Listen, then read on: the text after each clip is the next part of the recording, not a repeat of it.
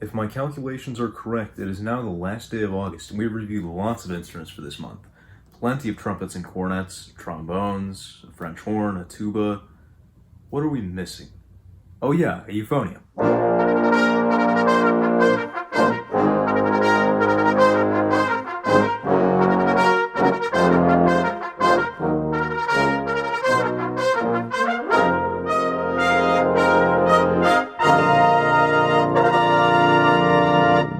Greetings everybody, this is your host Sam here, and welcome to the final installment of Scholastic Brass Month on the Samuel Plays Brass channel.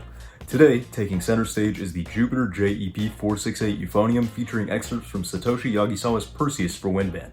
Stay tuned and please consider listening with earbuds or headphones for the optimal audio experience.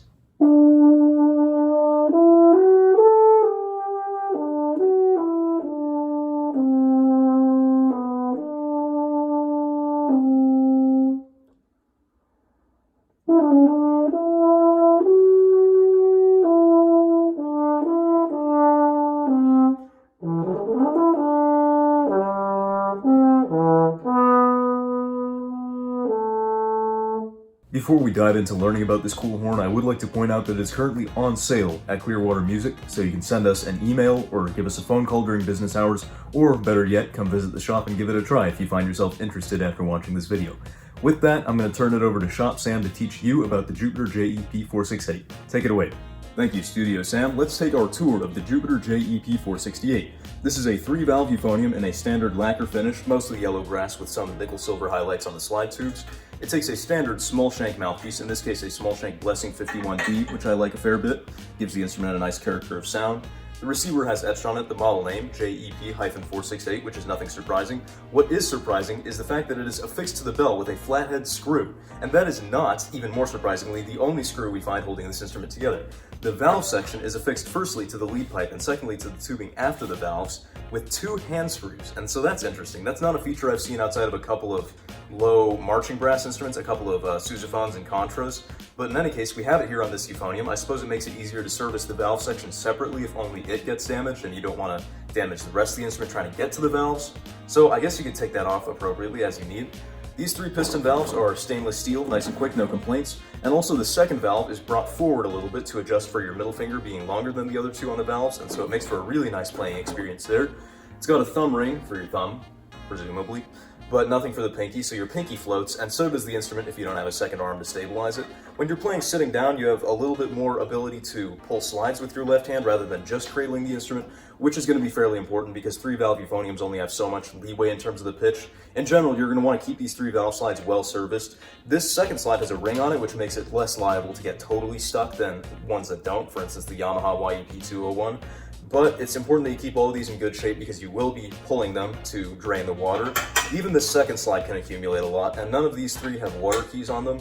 Only the main tuning slide does, which as soon as I get that back in, we'll see here, back here, this is the one water key on the instrument, and you have your main tuning slide that you can adjust appropriately there. The instrument also has a lyre holder on the 3rd slide should you need to put a lyre on and march with your music on the go. The bell has inscribed on it the Jupiter logo and is 11 inches in diameter. That and the fact that the bore is 0.570 inches at the valve section rather than the full size, if you will, 12-inch bell and 580 or 590 bore, all contribute to this being, well, a student euphonium, but that is not to be confused with a baritone. The baritone is not just a student euphonium, it's a different instrument altogether, and we know this is a euphonium despite its small shank, or despite the stereotype that euphoniums are supposed to have 4 valves, not necessarily. By looking back here, we see the tubing expanding dramatically throughout the instrument in terms of diameter, and that would not quite be the case on the baritone. The baritone is a little bit more cylindrical, where the tubing doesn't expand quite as dramatically, especially around this bow. It kind of waits until down here to really start expanding, and you might not have as large of a bell throat consequently. This, by layout, is certainly a euphonium, even if it is a little bit more compact. Anyway, that'll be all. Back to you, Studio Sam. Well, thank you for that, Shop Sam. I would now like to talk about some playing impressions with the Jupiter JEP468. First of all, kind of the first thing I tend to notice with this horn is that the response and articulations are nice and easy and clear and quick. pretty much throughout the register. It's a very easy playing horn in that regard. Fast runs feel great. It's a very agile instrument throughout. It's got a very wide dynamic range, as you'll hear in the next excerpt, and forte pianos feel just wonderful on it. The one thing that's tricky about playing the horn is that the high and low extremes are a little bit stuffy. Going much above high B flat is never fun on just about any euphonium, and it's not made any more fun on this one particularly, but also I found the lower register to be a little bit unusually stuffy. The pedals are alright, just the regular low notes tend to be a little bit strange though.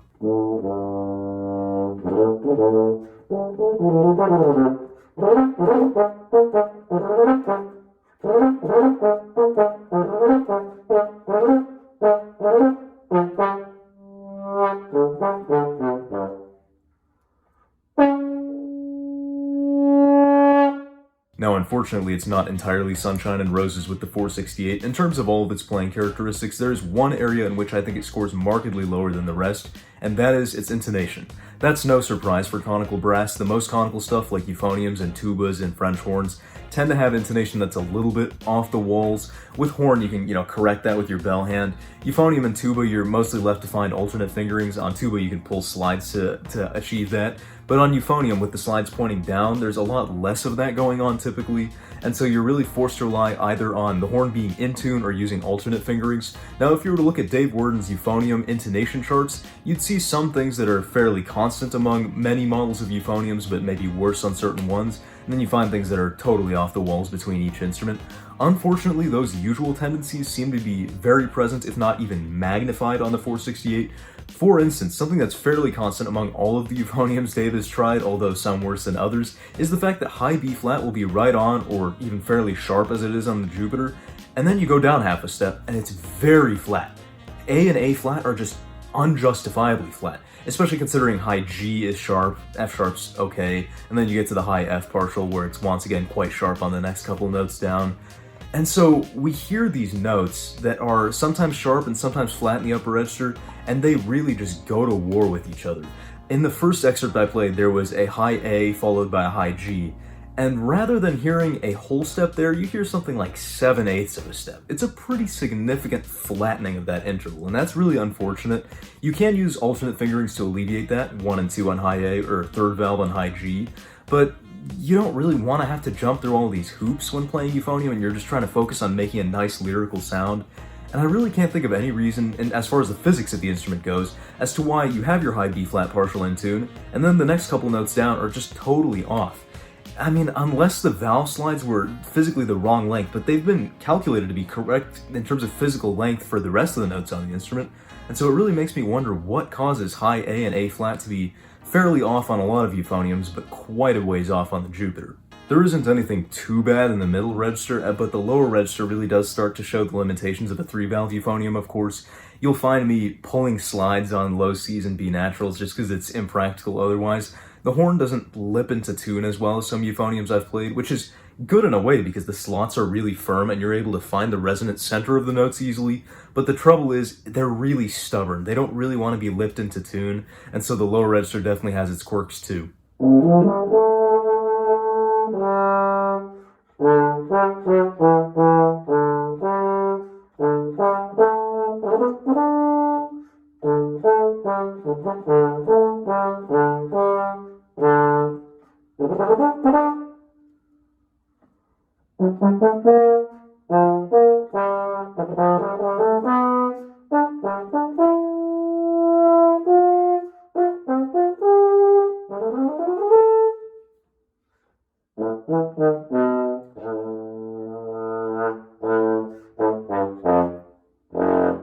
Alright, my apologies. Euphonium intonation is something I can go on about pretty much all day, depending on which euphonium I'm talking about, and it is only one thing that can be alleviated by alternate fingering, so on a more positive note, we'll be moving on now. It can be really tough on a budget to find a euphonium that sounds good, and sound quality is the absolute centermost pillar of euphonium playing.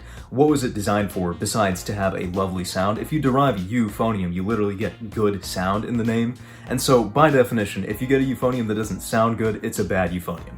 Luckily, the Jupiter has a really nice sound. I would say it's naturally more on the lively side of the fence rather than the dark side of the fence, meaning it's more similar to something like a Yamaha 642 in terms of sound than something like my John Packer or the Sterling Euphonium that it was designed after, so it's better for wind band than brass band, but honestly it still has a lot of core and richness to the sound even if it's not dark by definition, and you can still sound fairly dark on it with a little bit of extra effort.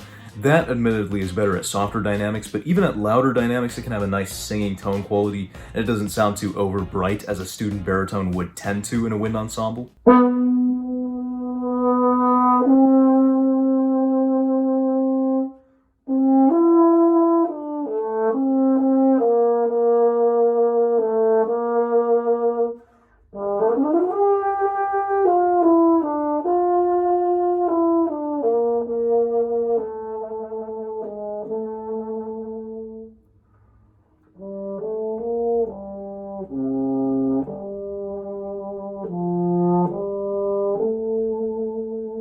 I should mention that like the Jupiter 482 tuba that I reviewed, the 468 Euphonium is technically an outdated model in the Jupiter catalog as it's been now remarketed as the JEP700, and so it's tougher now to find 468s out for sale, but you can get more or less the same instrument with the JEP700. It fits right into the general 700 designation of Jupiter student instruments. I've reviewed a couple of Jupiter's 700s, including their trombone and cornet, both of which, as well as a tuba, can be found in my instrument reviews playlist in the card.